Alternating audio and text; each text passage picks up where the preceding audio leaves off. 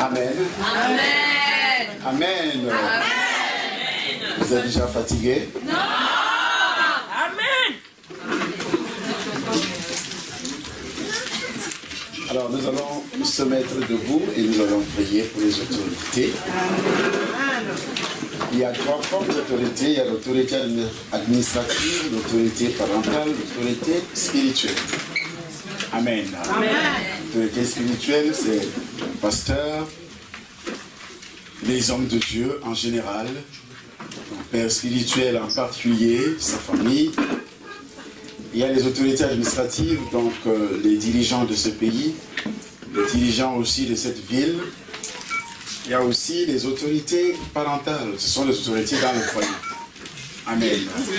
Et lorsque vous écoutez la parole de Dieu, 1 Timothée chapitre 2, à partir du premier verset, il dit déjà avant toute chose, prier pour les autorités. Avant de dormir, il faut prier pour l'autorité. La femme doit prier pour son mari, c'est une autorité dans le foyer. Amen. Les enfants doivent prier pour les parents. Et les brebis doivent prier pour leur pasteur. Amen. Et l'ensemble de la nation française, ou bien les habitants de cette ville doivent prier pour l'autorité centrale de cette ville, c'est le prophète, n'est-ce pas? Voilà, amen. Et son équipe, les maires, tous ceux qui sont élevés en dignité. Amen. C'est ce qu'enseigne la parole de Dieu. Alors, levons nos mains, commençons à prier pour les autorités de cette ville et aussi les autorités françaises, afin que la grâce de Dieu se manifeste dans ce pays. Si tu bénis le pays qui t'accueille ou bien le pays où tu es né, tu seras béni, dit la parole de Dieu. Si tu bénis ta propre famille, tu seras aussi béni par la puissance du Saint-Esprit de Dieu. Et si tu bénis ton église, tu seras béni. Si tu bénis ta famille spirituelle, tu seras béni par la puissance du Saint-Esprit, par le pouvoir de Jésus-Christ Nazareth. Merci pour ces moments. Nous savons que tu as donné la sagesse pour les autorités françaises, pour que ce pays soit gouverné dans la sagesse, dans la puissance du Saint-Esprit, dans la crainte de Dieu. Surtout, tu as déjà béni l'homme que tu as établi, l'ange que tu as établi dans cette maison, par la puissance et par l'autorité de Jésus de Nazareth. Tu as déjà béni ces séminaires, tu as déjà béni les parents qui sont ici, tu leur as déjà donné la sagesse pour diriger leurs enfants, leur foyer, au nom puissant du Seigneur Jésus-Christ Nazareth. Et nous avions prié au nom de Jésus-Christ. Amen. Amen.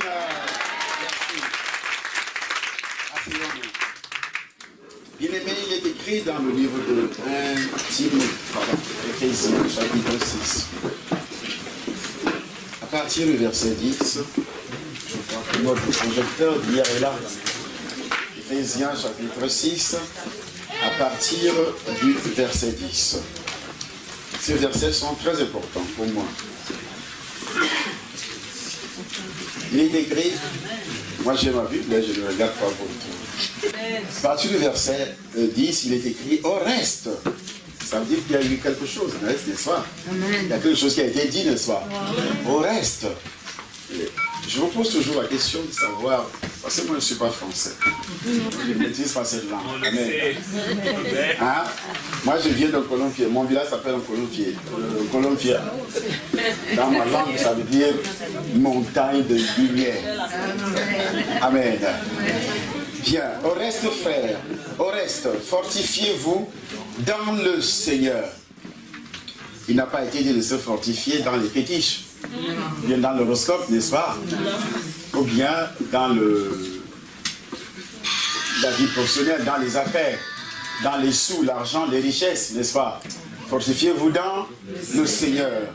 Et aussi, et par sa force toute puissante, revêtez-vous de toutes les armes de Dieu. Amen. Amen. Afin de pouvoir tenir ferme contre les ruses du diable. Donc le diable existe. Afin de pouvoir tenir ferme contre les ruses du diable. Alors il ajoute directement, parce qu'il y a un point, car nous n'avons pas à lutter contre la chair et le sang, mais contre les dominations, contre les autorités. Pas les autorités administratives, on vient de prier pour les autorités, n'est-ce pas? Ça ne veut pas dire que tu dois lutter contre Hollande, hein? Contre les préfets, contre les maires, contre les autorités en général. Ou bien la femme doit lutter contre son mari. Ou bien les enfants doivent insulter les parents. Amen. Mais ici, ce sont des catégories de démons. La première catégorie établie par le Saint-Esprit, il appelle ça les dominations. Amen. Amen. Qui domine l'homme depuis le jardin d'Éden. La première domination, on a vu ça hier, la malédiction d'Adam et Ève. Amen. C'est un esprit qui est entré dans le jardin pour pousser l'homme à désobéir. Donc la première porte que l'ennemi, le diable utilise, c'est la désobéissance pour entrer dans la vie de qui que ce soit. Cela s'est produit dans le jardin d'Éden et le diable continue à se manifester de la sorte jusqu'à ce jour. Lorsqu'il veut te détruire, il passe par la désobéissance. Il te pousse à désobéir à la parole de Dieu. Et c'est pourquoi la Bible déclare que le peuple périt faute de connaissance. Je suis toujours au verset 12. Contre les autorités, contre les princes de ce monde des ténèbres, contre les esprits méchants dans les lieux célestes. C'est pourquoi prenez toutes les armes de Dieu afin de pouvoir résister dans le mauvais jour et tenir ferme après avoir tout surmonté. Après avoir tout surmonté. Premièrement, quand il dit après avoir tout surmonté, c'est d'abord le salut. Vous aviez reçu le Seigneur. Après avoir reçu le Seigneur, il y a une grande partie de la vie qui est déjà gagnée. Mais il y a un combat. Recevoir le Seigneur, c'est une grâce qui n'est pas donnée à tout le monde. Amen. Amen. Il y a des gens qui ont été invités ici qui ne sont pas venus. Parce qu'ils n'ont pas aussi été appelés. Amen. Ils n'ont pas aussi été choisis par Dieu. Ils n'ont pas aussi été destinés à recevoir une certaine délivrance, à connaître une certaine vérité qui pourra amener ces gens à être délivrés, à être protégés, à être prospères, à changer leur statut de vie. C'est une grâce exceptionnelle. Amen. Amen. Amen. Amen. Vous n'avez pas à lutter contre la chair et le sang. Mais si Dieu dit que nous pouvons lutter contre les esprits, contre les démons, ça veut dire que quelque part aussi, il nous a donné le pouvoir de lutter contre ces démons. Il ne peut pas le dire s'il ne le sait pas, s'il ne l'a pas fait, c'est pratiquement impossible. C'est pourquoi Jésus, avant de monter au ciel, Actes chapitre 1er, verset 8, il dit: mais vous recevrez une puissance. Mais vous recevrez une puissance. Mettez-vous toujours debout quand vous lisez la parole. Amen. Amen. Vous recevrez une puissance. Il s'adresse à qui? Hein? Non, pas à nous, dis à moi. Parce que tu sais que tu es né de nouveau. Amen. C'est tous ceux qui sont ici ce soir ne sont pas nés de nouveau. Amen. Il s'adresse à ceux qui sont nés de nouveau. Et si tu sais que tu es né de nouveau, donc il s'adresse à toi, à moi. Amen. Qu'est-ce qu'il dit? Le Saint-Esprit. Vous recevrez quoi? Une puissance. Il n'a pas dit les puissances. Une puissance. Et il ajoute le Saint-Esprit. Amen.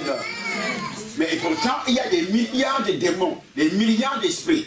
Il dit, vous n'avez pas lutté contre la chair et le sang, mais contre les dominations, les autorités, les princes de ce monde des ténèbres, les esprits méchants dans les lieux célestes. Mais ici, il dit, relis le verset 8, maman. Mais vous recevrez une puissance. Vous recevrez une puissance, pas le Saint-Esprit survenant sur vous et vous serez mes témoins à Jérusalem. Jérusalem. Continue, à Jérusalem. Dans toute la Judée. Dans la Samarie. Et jusqu'aux extrémités de la terre. Jusqu'à Paris, jusqu'à Auxerre, jusqu'en Colombier, chez moi. Amen. Amen. Amen. Jusqu'aux extrémités de la terre. Vous recevrez une puissance. Alors, qui a reçu cette puissance? Amen.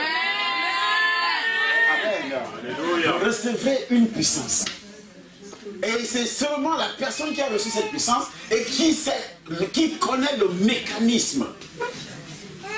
Comment faire pour recevoir cette puissance? Parce que si tu ne sais pas, si tu ne connais pas le mécanisme, comme Dieu le disait à Moïse, fais tout selon le modèle que je t'avais montré sur la montagne. Il dit à Moïse, fais tout selon le modèle que moi, Dieu, je t'avais montré sur la montagne.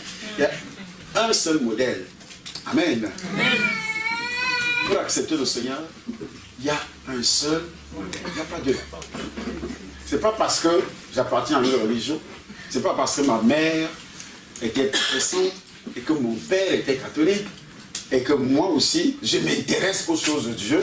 Je sais que Dieu existe, car la Bible dit même que les démons savent que Dieu existe, ils tremblent, mais ils ne sont pas nés de nouveau. Ils ne sont pas sauvés. Amen. Amen. Mais je sais comment j'ai fait pour venir m'asseoir ici et que l'on m'appelle aujourd'hui enfant de Dieu, né de nouveau. Le mécanisme. Qu'est-ce qui s'est produit dans mon corps, dans mon âme, dans mon esprit? Aujourd'hui, on peut déjà m'appeler enfant de Dieu. Amen. Amen. Amen. Donc je suis né de nouveau. Et j'ai reçu le Saint-Esprit. Amen. Parce que la Bible nous a enseigné hier que Corneille priait sans le Saint-Esprit, n'est-ce pas? Corneille n'avait pas le Saint-Esprit, mais il priait. Mais à la fin de sa vie, Dieu va lui faire grâce. Il reçoit le Saint-Esprit. Donc tout ce qu'il disait auparavant, c'était des prières. Ce n'était pas poussé par le Saint-Esprit parce que lui n'avait pas le Saint-Esprit. Alors, quand tu reçois dans le Saint-Esprit, tu deviens enfant de Dieu, comme un enfant qui vient de naître aujourd'hui. Moi, je ne connaissais pas cette doctrine, puisque je suis né dans une famille absolument religieuse. Mon père, ma mère, c'était des bons religieux, ne connaissaient rien de la nouvelle naissance. C'est ainsi que mon père s'est vautré dans des pratiques de coutumes, de tradition, de maraboutage, de fétichisme, de sorcellerie, de magie. Notre famille mangeait magie, sorcellerie, buvait magie, sorcellerie, respirait magie, sorcellerie. Notre famille respirait coutume, tradition et autres. Mais ils allaient aussi à l'église. Ils avaient pour canne, je dis bien, un support, la religion. Comme des béquilles. Amen. C'était dans la religion. Avant d'enterrer un cadavre chez nous, dès que vous perdez un membre de votre famille, vous invitez le prêtre, et vous dites au prêtre, bon, monsieur le prêtre, vous attendez, nous allons d'abord terminer avec la coutume et les traditions, vous parlez au cadavre, vous dites au revoir au cadavre, vous donnez de l'argent au cadavre pour porter plein de... pour aller porter plainte chez Dieu, hein? Parce qu'il a été victime d'un envoûtement, il a été victime de quelque chose, du corps de femme-là, de quelque chose, et puis vous dites, bon, monsieur le cadavre, mon père, voici quelques jetons, tu iras porter plainte auprès de qui? De Dieu.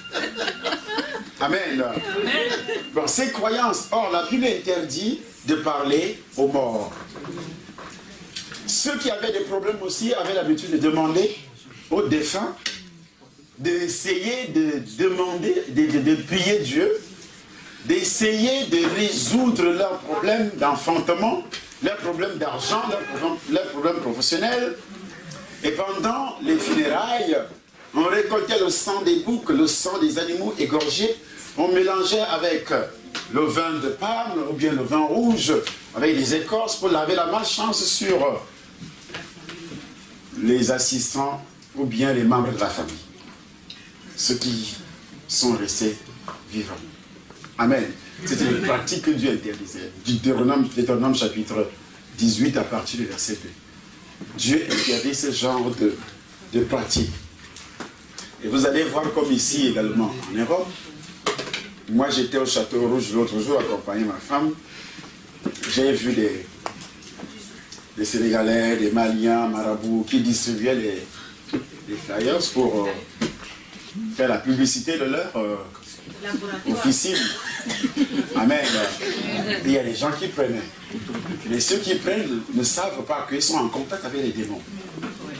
Qu'ils ont accepté que le démon entre dans son corps, en prenant tout simplement, même si tu n'es pas parti, même si tu n'as pas payé. Mais eux ne le savent pas. C'est pourquoi la Bible dit, mon peuple périt faute de connaissance. Alors, mon père, ma famille, ils ont fait ces choses, ces trucs, fatigués. Et c'est pour cela, comme je le disais hier, je suis entré, effectivement, dans la magie. Parce que j'ai vu mon père mourir. Je me posais la question, mon père qui priait tous les jours, mon père qui adorait Dieu, mais je ne voyais pas aussi de l'autre côté qu'il faisait des choses abominables, parce que moi, je ne savais pas que c'était mauvais, je ne savais pas que c'était dangereux pour lui, je ne savais pas que c'était interdit par Dieu. Moi, je savais tout simplement que Dieu a abandonné mon père, que Dieu est méchant. C'est pourquoi les histoires de Dieu ne m'intéressaient plus du tout. Je ne voulais rien entendre. Moi, j'ai assisté, il y avait des cousins qui devenaient des prêtres. Le jour de leur ordination, j'étais là, et dans mon cœur, ça ne me disait absolument rien. Ce qui m'intéressait beaucoup plus ce jour-là, c'est la nourriture, parce qu'il y avait beaucoup de nourriture, de viande, tout ça. On mangeait la viande dans notre famille occasionnellement. Alors c'était une occasion pour moi de manger la viande. Amen. L'ordination d'un prêtre dans notre famille. C'était une grande fête.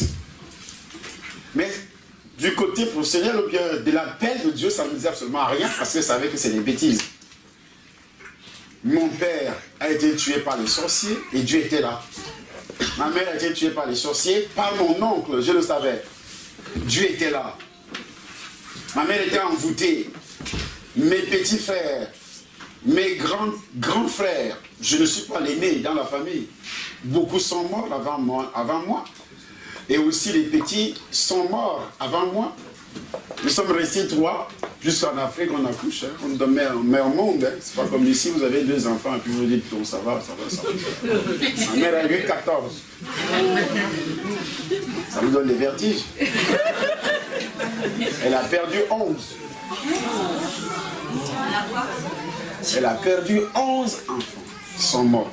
Il y a un qui est mort entre mes mains, je n'avais que 7 ans. Ma petite soeur, entre mes mains. Je n'avais que 7 ans. J'accompagnais ma mère à l'hôpital, comme d'habitude. Amen. Amen. Et c'était des sacrifices dans la famille. Effectivement, c'était des sacrifices. C'est pourquoi je voudrais vous parler aujourd'hui de ce qu'on appelle le sacrifice. Amen. Amen. Il y a 2 formes de sacrifice. Le sacrifice offert à Dieu, ou bien que Dieu a offert pour que nous soyons sauvés, et le sacrifice que toi-même tu as offert à Satan. Dans l'ignorance, ou bien tu le savais, il y a l'autel de Dieu et l'autel du diable dans la vie. Tout ce que tu peux faire dans cette société, il y a l'autel de Dieu et l'autel du diable. Ce n'est pas l'hôtel qui est un lieu d'habitation ou bien de passage, case de passage, chambre de passage, parce que je suis étranger dans la ville et je dors dans un hôtel. Mais je parle d'un hôtel qui est un endroit où on offre des sacrifices. Hôtel avec AU, n'est-ce pas? En principe, je ne suis pas français. Bien, dans ces hôtels ont été institués par Dieu. L'hôtel a été institué par Dieu lui-même. Le premier hôtel, c'est le mariage. La première institution de Dieu, le premier hôtel dans la vie, c'est le mariage, dans la famille. Et tout ce que vous sémez dans cette famille, vous devez récolter. Vous sémez le mal, vous récoltez le mal. Le mal ici, c'est la désobéissance. C'est pourquoi Dieu dit, enfants, obéissez à vos parents. Amen. Amen. Éphésiens, chapitre 6. Dans cet hôtel qui vient de Dieu, l'institution qui vient de Dieu, tout ce que tu sèmes dans cet hôtel, tu dois récolter. Parce que Dieu existe. Nous lisons Éphésiens chapitre 6, à partir du 1er verset.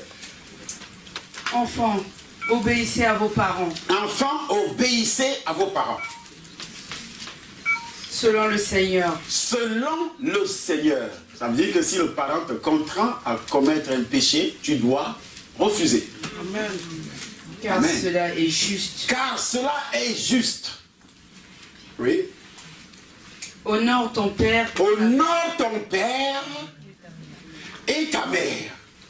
Alors, dans cet hôtel qui est l'institution de Dieu, on peut sortir de cet hôtel avec la malédiction ou la bénédiction. Comme ce qui s'est passé dans le jardin d'Éden, après l'instruction, Adam a désobéi à son père, qui est Dieu. Il est sorti avec quoi? La malédiction. Et tous les enfants qui allaient naître dans cette famille d'Adam allaient aussi hériter la malédiction. 1 Pierre chapitre 1er verset 18.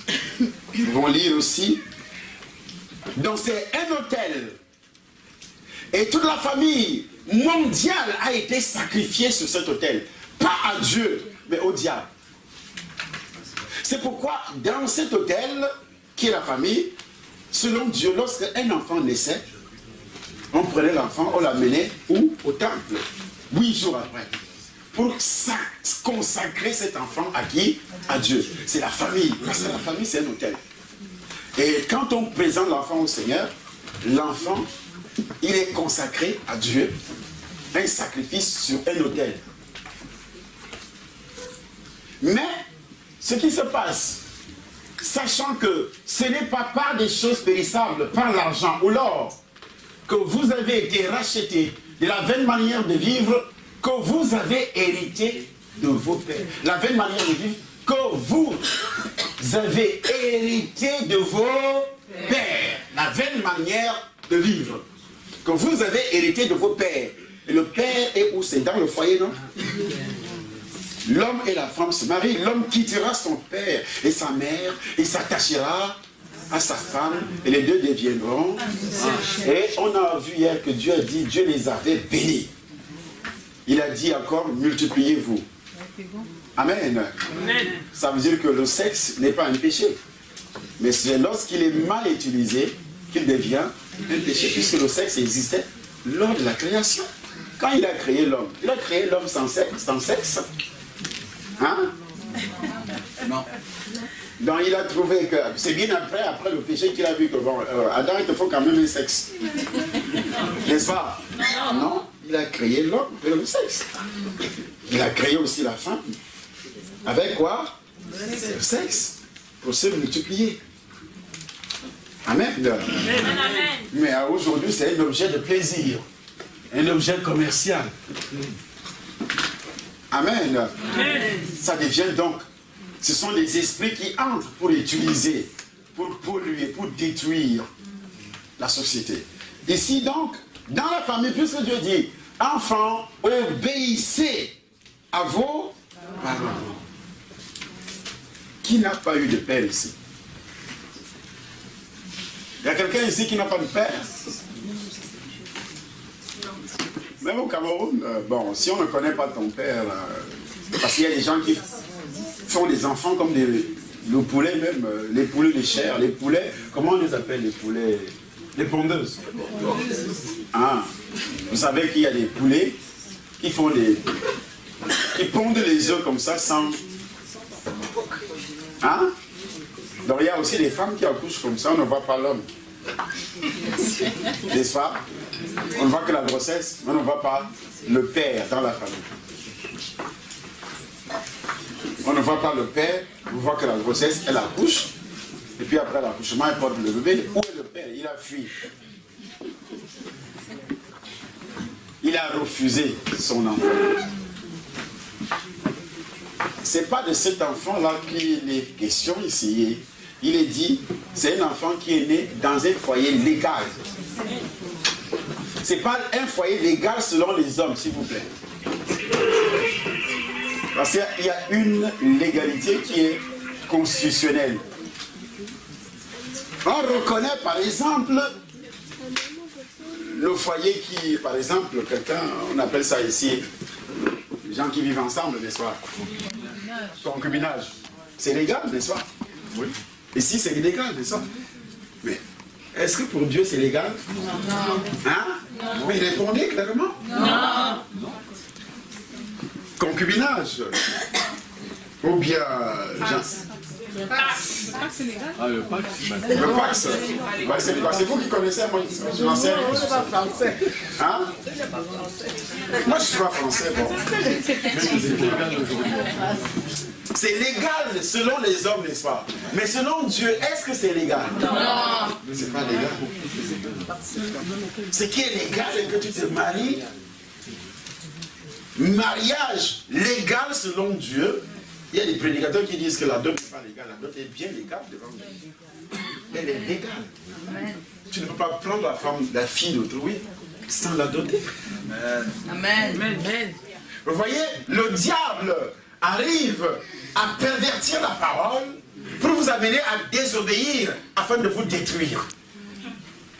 C'est pourquoi il envoie des gens qui prêchent un autre évangile pour vous encourager dans le péché, à vivre dans le péché, afin que vous soyez fusillés par Satan. Amen. Amen. Si vous avez une femme,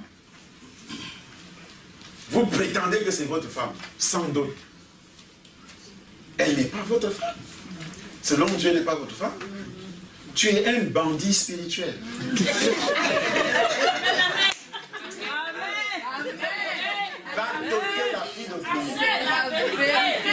Alléluia. Quelque chose qui me coûte cher, écoutez-moi bien, ce qui me coûte cher, ça me tient aussi, ça, c'est-à-dire je porte ça.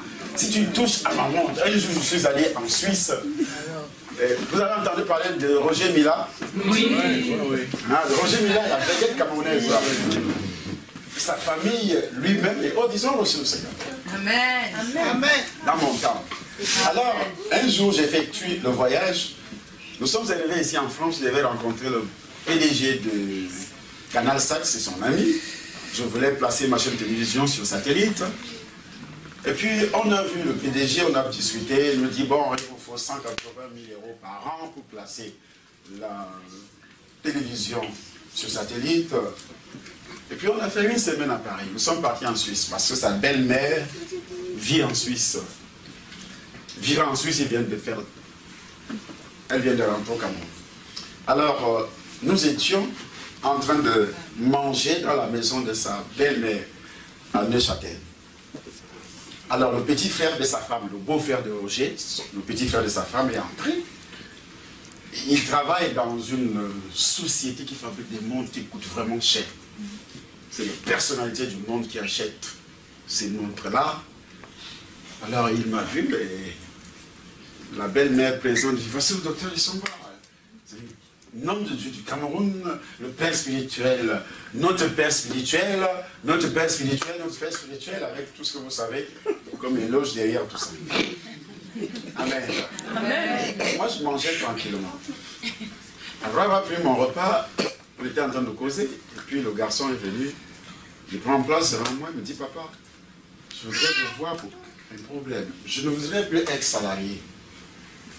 Je voudrais créer ma société. Mais il y a cela 2 ans, j'ai fait un dossier de financement que j'ai déposé à une banque ici en Suisse. Ils ont rejeté le dossier. Et je ne sais pas si vous pouvez prier pour moi, pour ce dossier. Je dis, il y a cela 2 ans, ils ont rejeté. Et sa sœur qui était à côté, la femme de Roger Mila, dit, mais est-ce que tu as préparé un sacrifice pour ça? Tu viens voir papa pour ta société, tu ne prépares pas un sacrifice. Tu penses que Dieu peut réagir comme ça?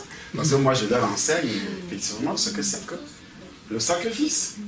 Il dit, ah, je peux, j'ai 500 francs suisses. Sa femme dit, mais ta société là, le capital, c'est combien? Oui, j'ai demandé des millions de francs. Et puis tu donnes 500 francs comme, sacrifice. Il dit, je n'ai pas d'argent, je suis encore salarié. Après, il sursaute, il dit, ah, attendez, j'ai une montre que je voulais vendre à une personnalité africaine, un président. J'avais déjà vendu 2, il y a de cela 1 an et demi. Mais cette montre à la maison, je peux... Elle coûte plus de... En francs CFA, c'est plus de 10 millions de francs CFA.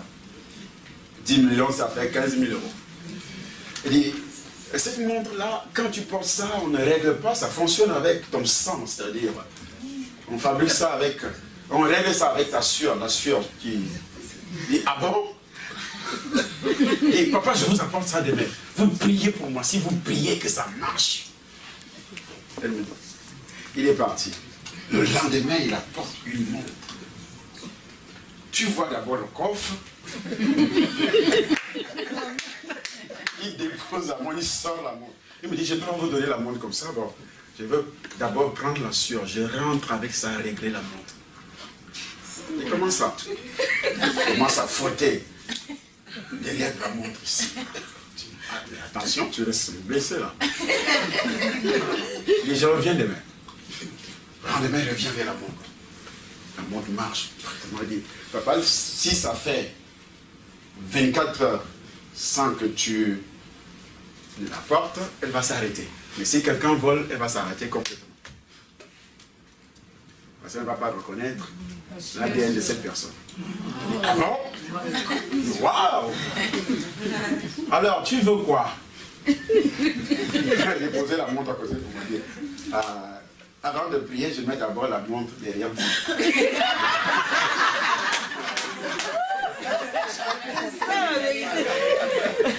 Quand je prie, tu peux encore reprendre la montre.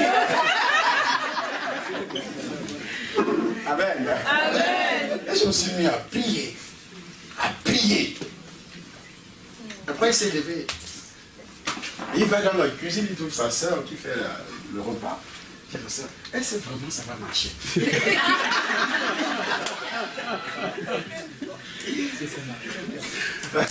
La soeur dit, bon, si ça ne marche pas, tu vas reprendre ta montre. Si tu dis ça, j'ai dit à papa tout de suite de te remettre ta montre. Parce que tu n'es pas né de nouveau. Après, il pose la question, c'est né de nouveau, c'est quoi? Il dit, ah bon? Bon, il a parlé hier, tu n'as pas compris? Donc, va le voir. J'ai repris, je vais expliquer ce que c'est que la nouvelle naissance. La nouvelle naissance, il reçoit le Seigneur. Amen. Amen. Donc, hier, quand je parlais de la nouvelle naissance, le démon a mis quoi?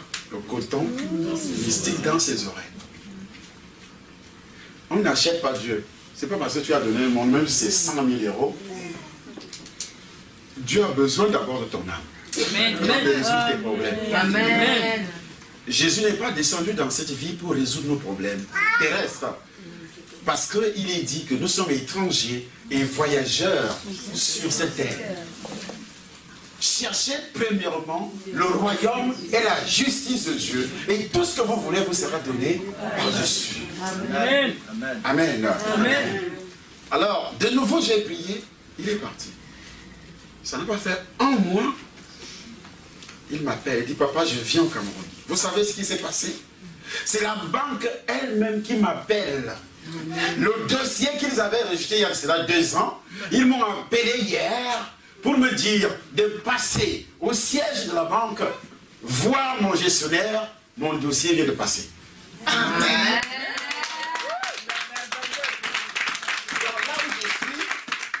Ma société doit démarrer. Je suis déjà employeur et non plus employé. Alléluia.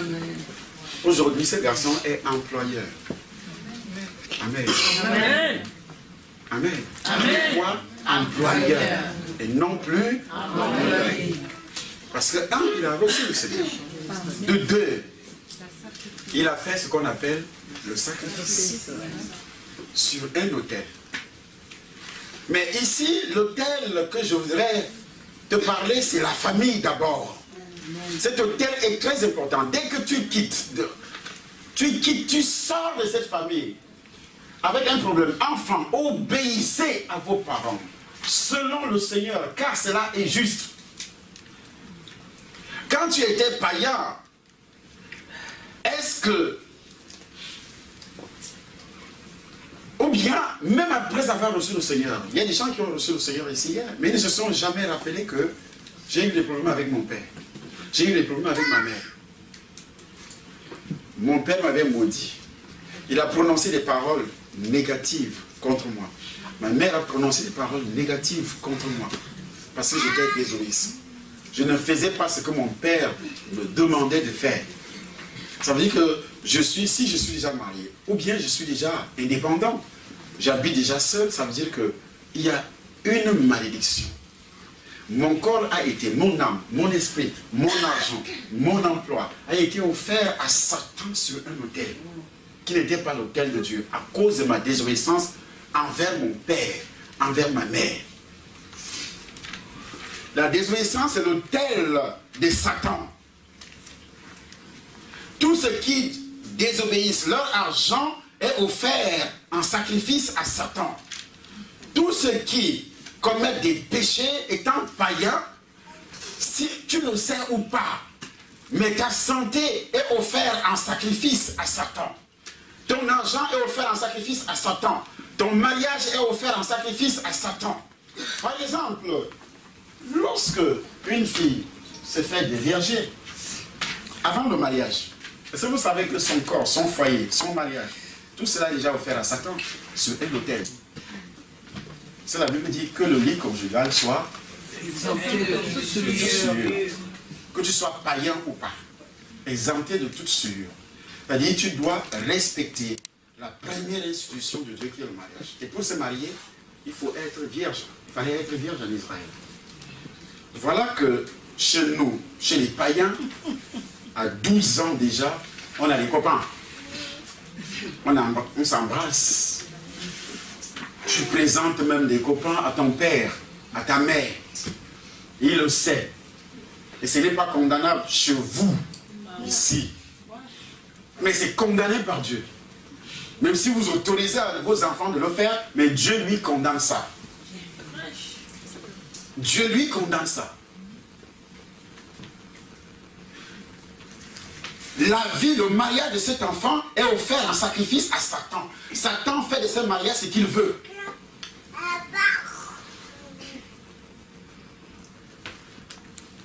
L'argent de cette fille est offert en sacrifice à Satan. Satan fait de son mariage, de son argent ce qu'il veut. La santé de cet enfant est offerte à Satan par le canal de cet autel. Il a tous les droits sur toi. Il a tous les droits de te tuer. Il a tous les droits de te rendre pauvre. Il a tous les droits de te dominer, de te rendre malade, de te rendre misérable, dépressif. Il a tous les droits sur toi. Parce que tu as offert ton corps en sacrifice à Satan sur un autel. Tu as couché avec un homme qui n'était pas ton mari. Avec un garçon qui n'était pas ton mari. Avec une fille qui n'était pas ton mari. Avec une fille qui n'était pas ta femme. C'est un autel. Je prends seulement un exemple. Lorsque on donne un sacrifice, en Israël, il fallait égorger l'animal le soir. Et le sang coule. Lorsque vous déviergez une fille, il n'y a pas saignement. Ce sang-là, c'est l'alliance. Tu as eu une première alliance avec un homme. Lequel? Est-ce que c'est ton mari actuel? Pas du tout. Il y a eu alliance avec un autre homme. C'est ça le vrai mariage, hein? Cette alliance-là, ce sang qui coule là. C'est ça. C'est pourquoi il fallait garder la fille vierge en Israël. Et le jour du mariage, ce jour-là, les parents vont pousser un ouf de soulagement quand ils vont apprendre que le beau-fils a certifié que la fille était vierge. Si le beau-fils dit que la fille n'était pas vierge, le mariage est terminé. C'était comme ça. Mais maintenant, toi tu es venu déjà après avoir connu 15 personnes. 25, 30, 40, 50, 90.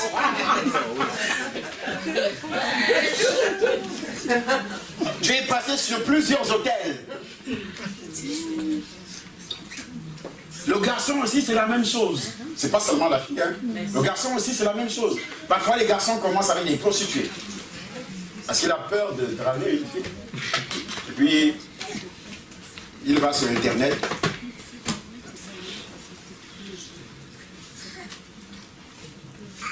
puis le mariage devient rare. Et parfois, si tu maries, donc, c'est des problèmes. Il n'y a plus à entendre parce que le mariage a été offert en sacrifice à Satan. Et Satan devient le propriétaire de votre mariage. L'argent devient rare dans le foyer et Satan devient le propriétaire de votre argent. L'emploi devient rare dans le foyer. Satan devient le propriétaire de votre emploi, de vos affaires, de vos entreprises, de tout ce que vous avez dans la vie. Il est le propriétaire, il est votre père. C'est ce que Jésus-Christ disait aux pharisiens.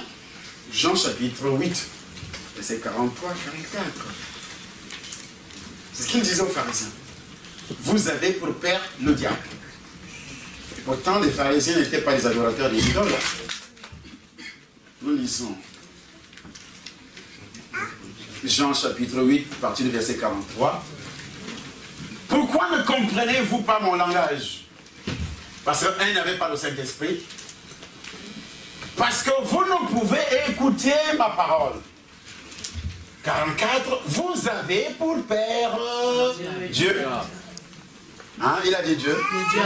C'est aux pharisiens, les docteurs de la loi. Mais il dit à ces gens, mais vous avez peur du diable. Et vous voulez accomplir les désirs de votre père. Qu'est-ce qui est dit le retour? Il a été meurtrier dès le commencement. Il ne se tient pas dans la vérité parce qu'il n'y a pas de vérité en lui lorsqu'il profère le mensonge. Il parle de son propre fond car il est menteur et le père du mensonge. La séduction, c'est quoi? C'est le mensonge. Amen. Amen. La séduction, c'est le mensonge.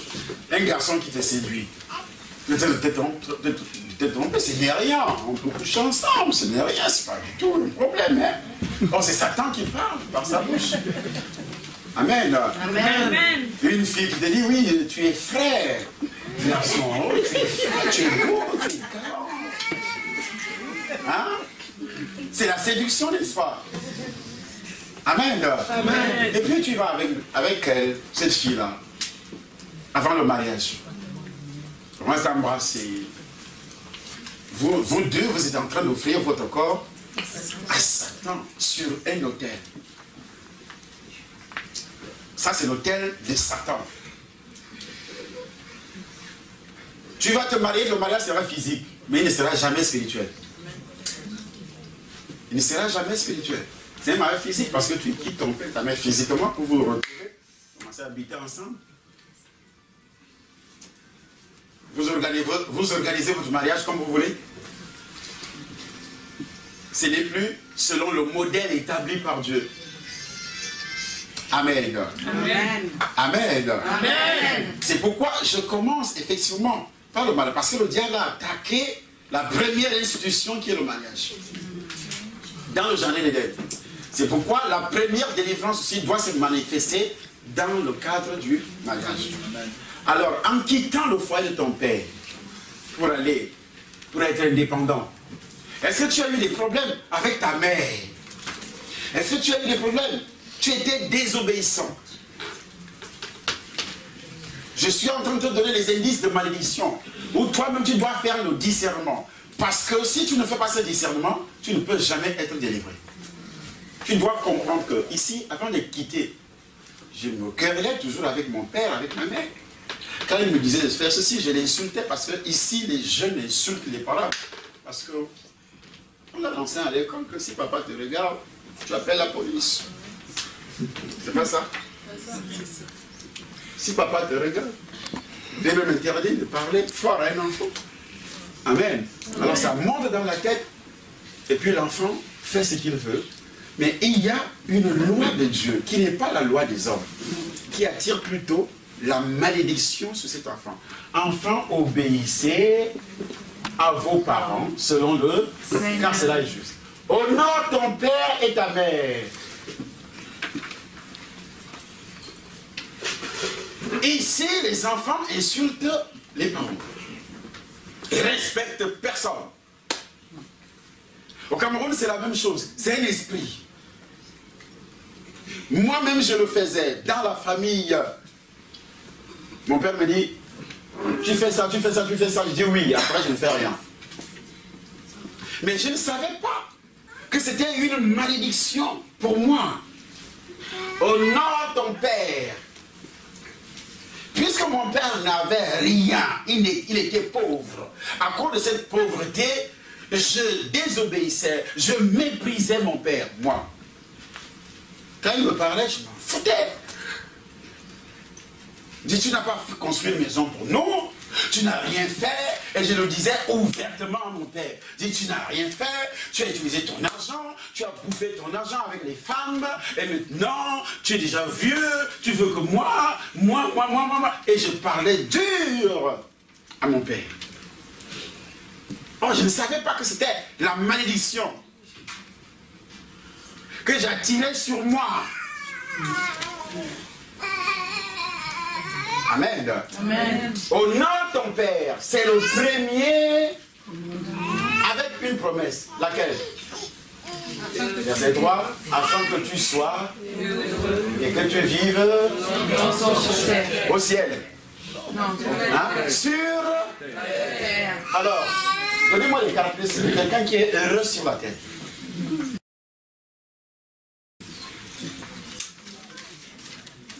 Donnez-moi les caractéristiques de quelqu'un qui est heureux sur la terre.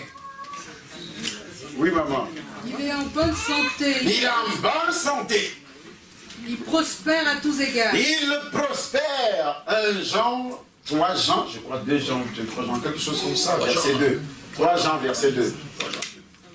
Dieu dit, bien-aimé, je désire que tu prospères et que tu sois en bonne santé comme prospère l'état de ton âme. Il faut d'abord que ton âme prospère. Et ton corps va prospérer, tes affaires vont prospérer, tout va prospérer dans ta vie. Mais lorsque tu es sorti du foyer de ton père, dans des problèmes comme ça, tu peux prospérer? Non. Tu ne peux pas. Pas du tout.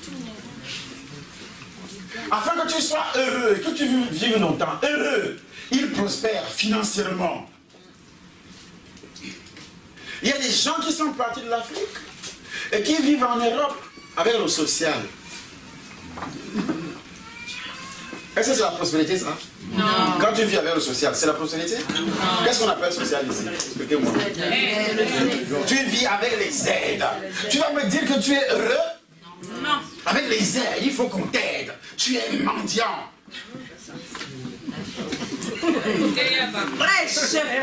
Tu es un mendiant. Ne dis pas que, oui, comme en Afrique, 100 €, ça fait 65 000 francs CFA. Et que les salaires en Afrique, c'est 65 000 francs CFA. On me donne 100 €, 200 €, 300 € comme aide, 400 € comme aide. Donc, quand je fais la multiplication, 100 € multiplié par 4, ça me donne. En Afrique, je ne peux pas gagner ça. Donc, je suis bien. Si tu n'es pas bien, tu es mendiant. Il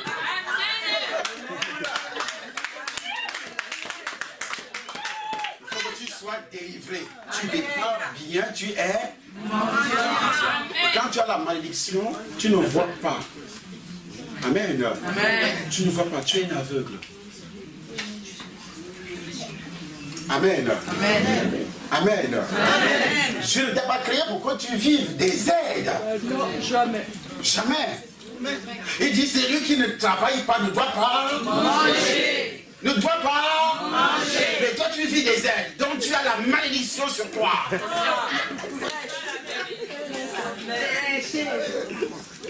Il faut que tu sois délivré. Là, tu verras clair que, ouais, il faut que je trouve le travail. Tu bricoles à gauche, à droite, oui. Comme on me donne 600 € d'aide, je peux travailler au noir, gagner ceci, gagner cela. Ça, c'est des techniques de malédiction. Rien à voir avec la prospérité, rien à voir avec quelqu'un qui est heureux, afin que tu sois heureux. Alléluia. Amen. Amen. Amen. Mais ceci n'émane pas de toi. C'est des choses qui ont commencé depuis la famille. Ça te poursuit. Si tu es Camerounais, ça t'a poursuivi jusqu'ici. Amen. C'est depuis ta racine. La belle manière de vivre que nous avions hérité de nos pères. Les Français ont aussi leur héritage. la rébellion, l'incrédulité. Amen. Amen. Ils ont aussi leur héritage. Afin qu'ils soient heureux. Dans le foyer, tu es comment? Heureux. Tu t'entends avec ton mari. Vous vous entendez donc chéri le matin, chéri à 9h, chéri à 10h, chéri. Pas un chéri des bouts des lèvres, s'il vous plaît. Mais c'est un chéri qui vient du fond du cœur. Et quand tu n'es pas là, tout son cœur, quand l'homme regarde une autre femme comme ça, il ne voit que l'image de sa femme. Amen.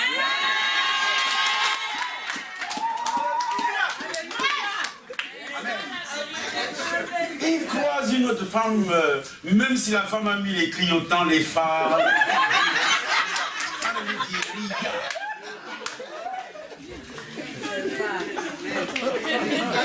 Amen. Si tu commences à voir dans le foyer, le mari cache le téléphone, il regarde les messages, et tu veux toucher du nez. Il te faut la délivrance.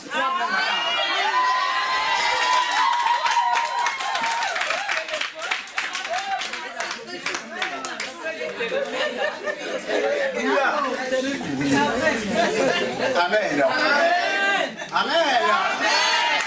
Je continue où j'allais.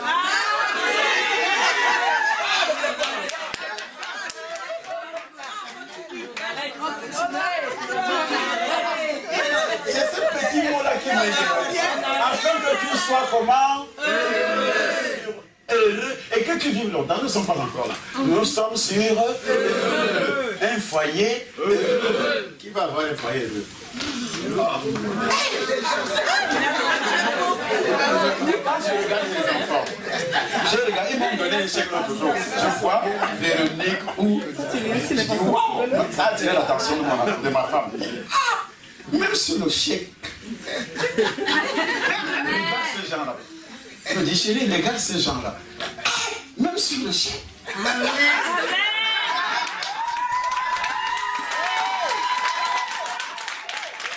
J'ai compris qu'ils sont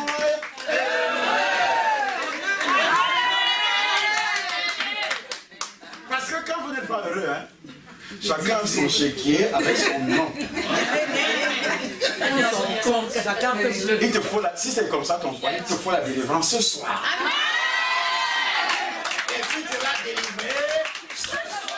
Au nom de Jésus. Parce que Dieu a dit vous êtes il n'a pas dit vous êtes deux. C'est sur le chéquier que vous êtes deux. Sur le compte bancaire vous êtes deux. Ça veut dire que Véronique peut arriver dans le compte, il dit ouvrez le compte. Le banquier me dira que madame ne te connaît pas ici. Ah non. L'homme arrive également et dit monsieur le banquier, ouvrez le compte. C'est pour nous. Amen. Amen. Tout le monde a accès sur le compte. S'il y a un héros qui saute, les deux le savent. Amen. Amen. Voilà que quand toi tu envoies pour ta mère en Afrique, tu te gâches. Tu caches les papiers, tu ne rentres pas avec ça.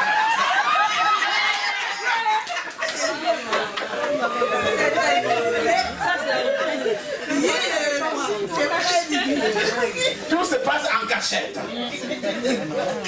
Est-ce que tu es heureux dans le foyer? Non. Il te faut la délivrance. Seul au nom de Jésus. Il te faut la délivrance. Amen. Amen. Amen. Quelqu'un qui est heureux. Avant de partir, il y a ma mère qui m'a appelé. Est-ce qu'on peut l'envoyer quelque chose ce mois-ci ou pas? Le mari dit, nous avons trop de choses. Bon, on verra. Oui, chérie, on verra ça. Je prends le téléphone avec sa mère. Maman, on verra ça le mois prochain. On a trop de choses à faire. Oui, bon, ça va. Parce que l'homme et la femme sont ensemble. Voilà que la femme que toi tu as épousée, tu l'as épousée pour ravitailler sa famille. Il te faut la délivrance, monsieur.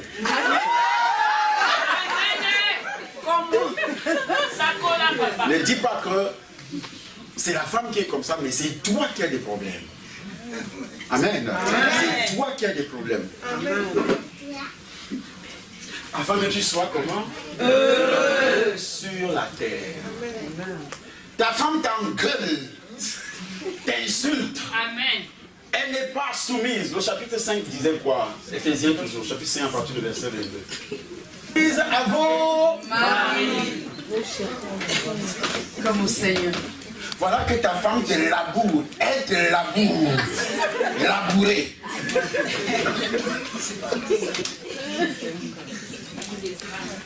Hein? Amen. Amen.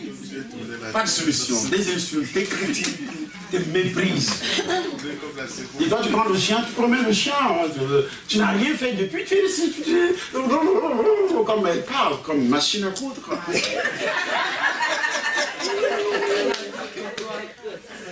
Pas de respect, rien. Vous n'avez pas un foyer, c'est un foyer de malédiction. Il vous faut la délivrance, vous deux. Ne faites pas la politique d'Autriche. Amen. Amen. Non, il ne faut pas faire la politique d'Autriche. Il faut, pour être délivré, il faut d'abord reconnaître que ce qu'il dit là m'arrive, moi. Donc il me faut la délivrance. C'est comme quelqu'un qui pratique la sorcellerie, qui entre dans une église de réveil. Dieu ne va pas te délivrer parce que tu es entré dans une église. Hein. Il faut que toi-même tu sollicites, tu désires la délivrance. Reconnais que je suis un sorcier et il me faut la délivrance. Tu peux rester là 10 ans avec ta sorcellerie. Dieu n'a rien à foutre. Parce que tu ne sollicites pas, tu dois demander. Il a dit demandez et on vous donnera. Tant que tu ne demandes pas. Alors si tu es satisfait dans ta position, bon, ma femme, ça va comme ça. Ça veut dire qu'elle doit continuer à me insulter. Elle doit continuer à me mépriser. Tout ce qui est dans la famille, elle transporte ça dans sa famille. Entre vous deux, il n'y a plus de secret. Vous êtes heureux? Non. Hein? Non. Vous êtes heureux? Non. Il n'y a plus de secret. Elle dit tout à son frère, à ses soeurs, à sa mère. Elle appelle à gauche, à droite. Vous n'avez pas de mariage. Votre mariage a été offert en sacrifice à Satan. Et il est le patron de votre mariage. Vos enfants vont continuer aussi sur le même chemin. Vont adopter, ce sont les mêmes esprits. Et pendant que je parle, essaie aussi de voir la vie que ton père et ta mère menaient quand tu étais petit. C'était aussi le même désordre. Dans votre foyer, c'était l'alcool. Le père buvait. Aujourd'hui, tu épouses également un homme qui est soulard. Tu bois, l'homme boit. Vous êtes heureux? Non. Il vous faut quoi? La délivrance.